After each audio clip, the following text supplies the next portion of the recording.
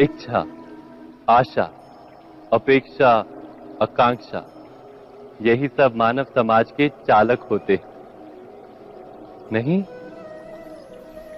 यदि कोई आपसे पूछे कि आप कौन, तो आपका उत्तर क्या होगा?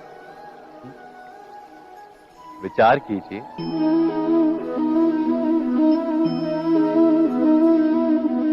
आप तुरंत ही ये जान पाएंगे कि आपकी इच्छाएं ही आपके जीवन की व्याख्या है। कुछ पाने से मिली सफलता, कुछ ना पाने से मिली निष्फलता ही आपका परिचय। अधिकतर लोग ऐसे जीते हैं कि स्वयं भीतर से मरते रहते हैं, किंतु अपनी इच्छाओं को नहीं मार पाते। इच्छाएं उन्हें दौड़ाती हैं जिस प्रकार मृग तृष्णा मृग को दौड़ाती है। परंतु इन्हीं इच्छाओं के गर्भ में ही ज्ञान का प्रकाश भी। कैसे? जब इच्छाएं अपूर्ण रहती और टूटती, तब वहीं से ज्ञान की किरण प्रवेश करती है मनुष्य के हृदय। ना, ये कथा नहीं है केवल इच्छाओं के संघर्ष की, नहीं है केवल महत्वाकांक्षाओं से जन्म लेने वाले भयावह रक्तपात। ये कथा है इच्छाओं के गर्भ से उदित होते हुए ज्ञान।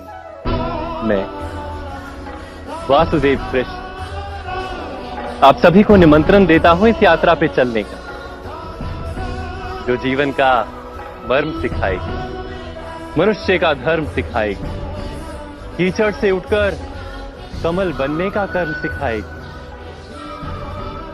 और इस यात्रा का नाम है महाभारत। इस संसार में आने वाला प्रत्येक बालक संपूर्णतः संस्कार रहित होता है। उसके अंतर पर ना किसी अच्छे संस्कार के चिन्ह अंकित होते हैं, ना ही बुरे संस्कार के। अर्थात जन्म से बालक में ना कोई गुण होता है और ना ही कोई दोष। तो ये दोष अथवा गुण किस प्रकार प्राप्त होते हैं? क्या हमने कभी विचार किया है? जो बात माता पिता के मुख से निरंतर सुनी जाती है, वही बात उनकी संतानों के हृदय का संस्कार बनती है। जैसे किसी गांव में नदी तट तक एक पगडंडी बन जाती है केवल उस मार्ग पर बार बार चलने के कारण। अर्थात माता पिता के हृदय की इच्छाएं उनकी संतानों के हृदय का दोष अथवा गुण बनकर जन्म लेती हैं। क्या ये सत्य नहीं?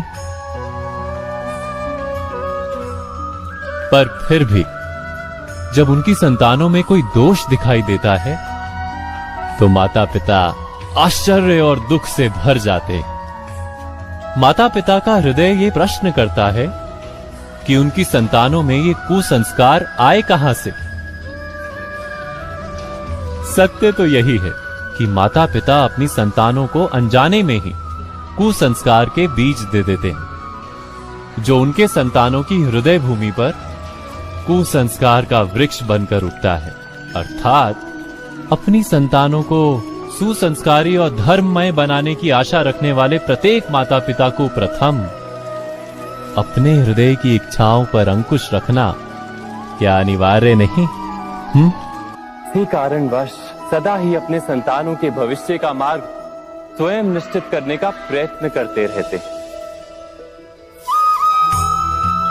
जिस मार्ग पर पिता स्वयं चला है, जिस मार्ग के कंकर पत्थर को स्वयं देखा है, मार्ग की छाया, मार्ग की धूप को स्वयं जाना है, उसी मार्ग पर उसका पुत्र भी चले, यही इच्छा रहती है हर पिता की। निस्संदेह उत्तम भावना है ये।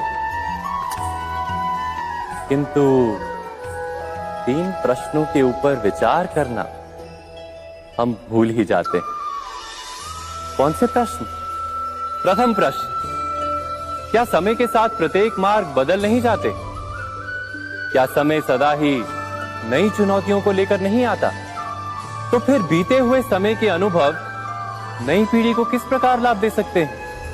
दूसरा प्रश्न, क्या प्रत्येक संतान अपने माता पिता की छवि होता है? हाँ, संतानों को संस्कार तो अवश्य माता पिता देते हैं, किंतु भीतर की क्षमता तो ईश्वर देते हैं। तो जिस मार्ग पर पिता को सफलता मिली है, विश्वास है कि उसी मार्ग पर उसकी संतानों को भी सफलता और सुख प्राप्त होगा। तीसरा प्रश्न, क्या जीवन के संघर्ष और चुनौतियां लाभकारी नहीं होती? क्या प्रत्येक नया प्रश्न एक नए उत्तर का द्वार नहीं खोलता? तो फिर संतानों को नए नए प्रश्नों, संघर्षों और चुनौतियों से दूर रखना, ये उनके लिए लाभ करना कहलाएगा या हानि पहुंचाना? अर्थात जिस प्रकार संतान के भविष्य का निर्माण करने के बदले उसके चरित्र का निर्माण करना श्रेष्ठ है, वैसे ही संतानों के जीवन का मार्ग निश्चित करने के बदले उन्हें नए संघर्षों के साथ जूझने के लिए मनोबल व ज्ञान देना अधिक लाभदायक नहीं होगा?